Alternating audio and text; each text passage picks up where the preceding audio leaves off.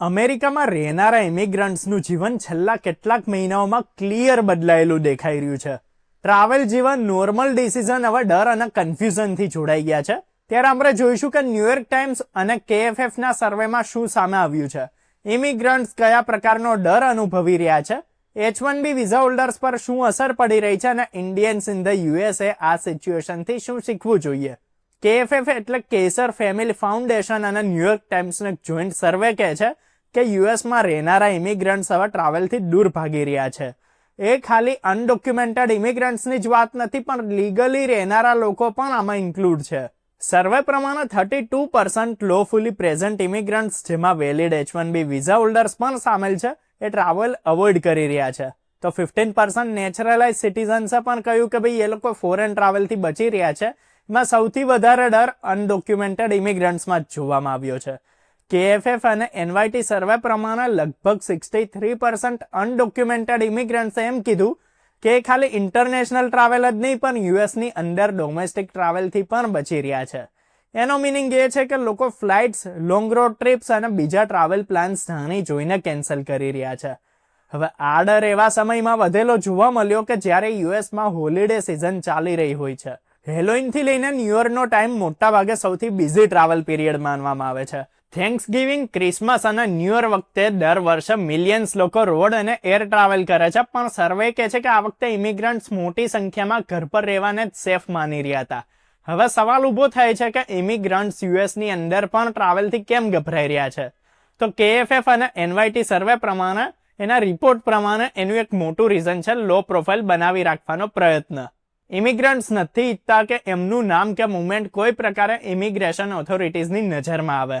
New York ટાઈમ્સના એક separate report પ્રમાણે transport safety administration એટલે કે TSA હવે ડોમેસ્ટિક ફ્લાઇટથી જોડાયેલો ડેટા જેવો કે passenger manifest, immigration and custom enforcement એટલે કે ICEની સાથે શેર કરી રહ્યા છે. હવે આ પહેલી વખતનું છે કે જ્યારે ઇમિગ્રેશન ઓથોરિટીઝ ડોમેસ્ટિક એર ટ્રાવેલના ડેટાને એક્ટિવલી યુઝ કરી રહ્યા છે. 1 ડિસેમ્બર સુધી ડોમેસ્ટિક ટ્રાવેલમાં એવા ડાયરેક્ટ ઇન્ટરફેરન્સ નથી જોવામાં કદી આવ્યો. KFF અને NYT રિપોર્ટમાં કહેવામાં આવ્યું કે ભાઈ આ એક્શન ટ્રમ્પ એડમિનિસ્ટ્રેશનની એ પોલિસીનો હિસ્સો છે જેમાં અલગ અલગ ફેડરલ એજન્સીઝની વચ્ચે ડેટા શેરિંગ વધારવામાં આવી રહ્યો છે. હવે એનો હેતુ છે અરેસ્ટ, ડિટેન્શન અને ડિપોર્ટેશનને ઇઝી બનાવવાનો, અને એવું જ કહેવામાં પણ આવી રહ્યું છે. હવે આ રીઝનને લીધે ઇમિગ્રન્ટ્સને લાગી રહ્યું છે કે ડોમેસ્ટિક ટ્રાવેલ પણ હવે રિસ્ક બની શકે છે. હવે આ ડરની અસર એટલી વધારે છે કે નેચરલાઇઝ સિટીઝન્સ પણ એક્સ્ટ્રા કોશન લેવા લાગ્યા છે. યુકેના ન્યૂઝપેપર ધ ગાર્ડિયનના રિપોર્ટ પ્રમાણે કેટલાક નેચરલાઇઝ સિટીઝન્સ ટ્રાવેલ કરતી વખતે પોતાનો પાસપોર્ટ સાથે રાખવા લાગ્યા છે, ખાલી એ ડરથી જ કે ક્યાંક આઈસથી જોડાયેલી કોઈક તકલીફ ના આવી જાય. હવે ઇન્ટરનેશનલ ટ્રાવેલની વાત કરીએ તો એમાં તો ડર બહુ જ વધી જાય છે, ખાસ કરીને ઇન્ડિયન્સ માટે. ટેક્સાસમાં રહેનારા એક ઇન્ડિયન IT પ્રોફેશનલ શિખા એસનું એક્ઝામ્પલ જ આપવામાં આવ્યું છે. એમણે 2 વર્ષ પછી ઇન્ડિયા જવા માટે ટિકિટ્સ બુક કરેલી, પણ H1B વિઝાને લઈને ચાલી રહેલ અનસર્ટેનિટીના લીધે એમના ટ્રાવેલને પોસ્ટપોન કરી દીધું. આ ડર પાછો H1B પોલિસી ચેન્જીસથી વધારે ઊંડો થયો છે. જુલાઈમાં US સ્ટેટ ડિપાર્ટમેન્ટે રિમોટ અને થર્ડ કન્ટ્રી રિન્યુઅલ બંધ કરી દીધા.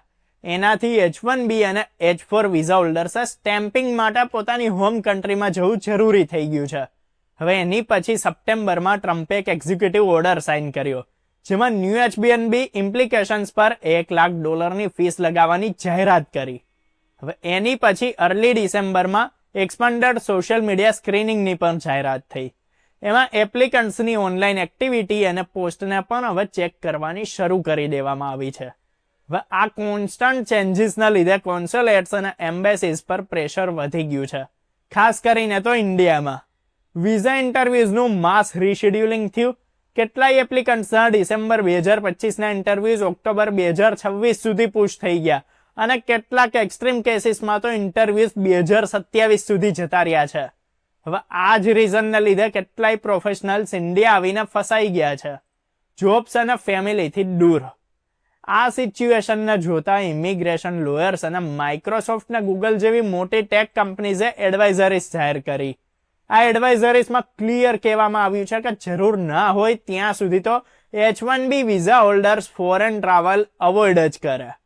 લોયર્સે ત્યાં સુધી કહ્યું છે કે ભાઈ સ્ટેમ્પિંગ માટે ઇન્ડિયા જેવું પણ જોબ લોસનું રિસ્ક વધારી શકે છે. ત્યારે આ બધા જ ફેક્ટર્સ મળીને ઇમિગ્રન્ટ્સની વચ્ચે કોન્સ્ટન્ટ ફિયર ક્રિએટ કર્યો છે. ચાહે વ્યક્તિ લીગલી યુએસમાં રહેતો હોય, વેલિડ વિઝા હોય, કોઈ પણ ટ્રાવેલ રિસ્કને લેવા માટે તૈયાર નથી. ડોમેસ્ટિક ટ્રાવેલ, ઇન્ટરનેશનલ ટ્રાવેલ આ બંને હવે કેરફુલી પ્લાન કરવામાં આવી રહ્યા છે અથવા તો પૂરેપૂરા અવોઇડ કરવામાં આવી રહ્યા છે.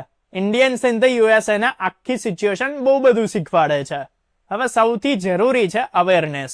તમારા માટે પ્લાનિંગ અને અનનેસેસરી રિસ્કથી બચવું, ડોક્યુમેન્ટ્સ અપડેટેડ રાખવા, એમ્પ્લોયર અને ઇમિગ્રેશન એટર્ની સાથે ટચમાં રહેવું અને ટ્રાવેલની પહેલા દરેક એંગલ પર વિચારવું હવે પહેલાથી વધારે જરૂરી થઈ ગયું છે.